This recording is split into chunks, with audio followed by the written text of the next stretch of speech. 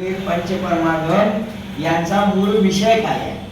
त्याचं उत्तर असं आहे, कुलचार्यांनी 84 पाहुणं रचली होती, पण आज त्याच्यामध्ये केवळ 5च ग्रंथ उपलब्ध आहेत. वारसाणोरेखा वगैरे काही ग्रंथ त्यांचे सांगितले जातात, पण पंचपरमागम तर प्रसिद्ध आहे.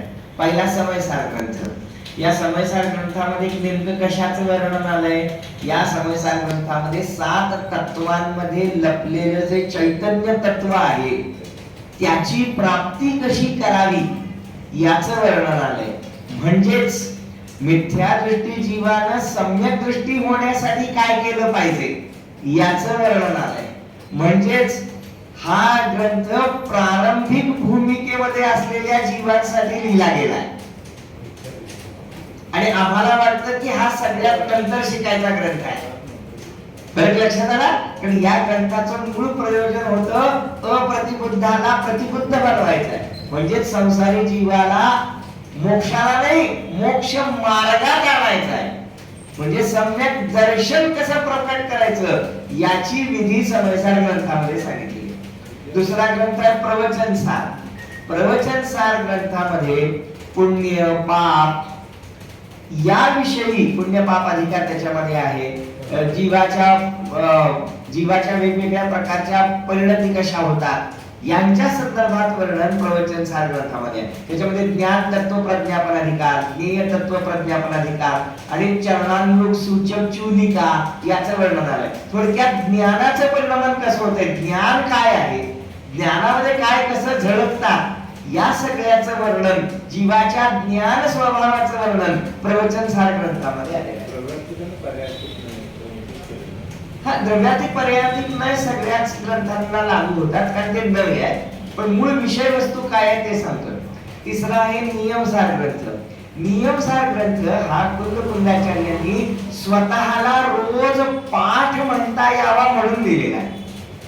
बाकीचे ग्रंथ त्यांनी अन्य जीवांच्या कल्याणाच्या निमित्ताने लिहिले असले तर नियमसार ग्रंथ त्यांनी स्वतःसाठी लिहिलाय. रोज पाठ म्हणताना रोज आपली विशुद्धी साधायची असेल तर आपण काय करतो, दर्शन पाठ म्हणतो, भक्तामळ स्तोत्र म्हणतो, काहीतरी म्हणतो म्हणजे आपल्याला भक्ती म्हणतो, म्हणजे आपल्याला बरं वाटतं. कुलचार्यांनी रोज आपली परिणामांची विशुद्धी साधता यावी म्हणून स्वतःकरिताच एक ग्रंथ लिहिला, त्याचं नाव आहे नियमसार. आणि त्यामध्ये उपवास कशाचं नाव आहे, प्रतिक्रमण कशाचं नाव आहे, प्रत्याख्यान कशाचं नाव आहे, आलोचना कशाचं नाव आहे, या सगळ्यांचा आत्म्याच्या दृष्टीने काय अर्थ होतो याचं वर्णन केलं. भक्ती म्हणजे काय, पूजा म्हणजे काय, उपवास म्हणजे काय, या सगळ्याचा अर्थ एक सम्यक दृष्टी जीव, एक आत्मदृष्टी असलेला जीव त्याचा अर्थ काय समजतो याचं वर्णन नियमसार ग्रंथामध्ये केलं. आणि जीवाचं जे परम विशुद्ध स्वरूप आहे त्या विशुद्ध स्वरूपाचं वर्णन नियमसार ग्रंथामध्ये आले. आम्हाला असं वाटत होतं समयसार ग्रंथामध्ये आत्म्याच्या शुद्ध स्वरूपाचं वर्णन आले, नाही, नियमसार ग्रंथामध्ये आत्म्याच्या शुद्ध स्वरूपाचं वर्णन आलंय. समयसार ग्रंथामध्ये शुद्ध आत्मा आणि अशुद्ध आत्मा यांच्यात भेद कसा करायचा, यांच्यात फरक कसा करायचा, भेद विज्ञान कसं साधायचं आणि आत्मकल्याण करून कसं घ्यायचं याचं वर्णन समयसार ग्रंथामध्ये आहे. आणि नियमसार ग्रंथामध्ये शुद्ध आत्मतत्व कसं आहे फक्त याचं वर्णन आहे नियमसार ग्रंथामध्ये. पुढचा आहे अष्टपाहुड. अष्टपाहुड या ग्रंथामध्ये जी जैन धर्मामध्ये ज्या ज्या अशुद्धी येत होत्या त्यावेळेला, किंवा जैन धर्मामध्ये कोणकोणत्या मलिनता येऊ शकतात, कोणकोणत्या अंधश्रद्धा उत्पन्न होऊ शकतात, कोणकोणते चुकीचे मार्ग उत्पन्न होऊ शकतात, त्या सगळ्यांचं खंडन अष्टपाहुड ग्रंथामध्ये केले. म्हणजे जीवानं कसं नाही वागलं पाहिजे, जीवाचं कुठे कुठे चुकू शकतं याचं वर्णन अष्टपाहुड ग्रंथामध्ये केलेलं आहे. अगदी मुनिराजांकडून होणारे सुद्धा प्रमाद हे त्याच्यामध्ये सांगितलेले अष्टपाहुड ग्रंथ. आणि शेवटचा आहे पंचास्तिकाय. अर्थावरूनच स्पष्ट आहे, पंचास्तिकाय जीव, उद्गल, धर्म, अधर्म, आकाश हे जे आहेत यांना पंचास्तिकाय म्हणतात. या पंचास्तिकाय म्हणजे थोडक्यात 6 द्रव्यांच्या अति सूक्ष्म स्वरूपाविषयी लिहिलेला ग्रंथ म्हणजे पंचास्तिकाय.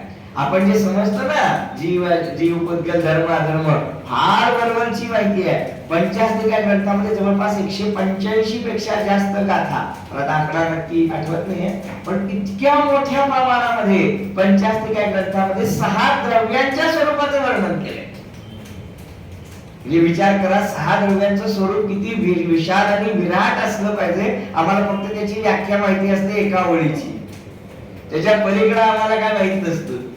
आणि त्याचं वर्णन त्यांनी इतक्या गाथांमध्ये केलं आणि पुढे आचार्यांनी त्यांची टीका लिहिलेली.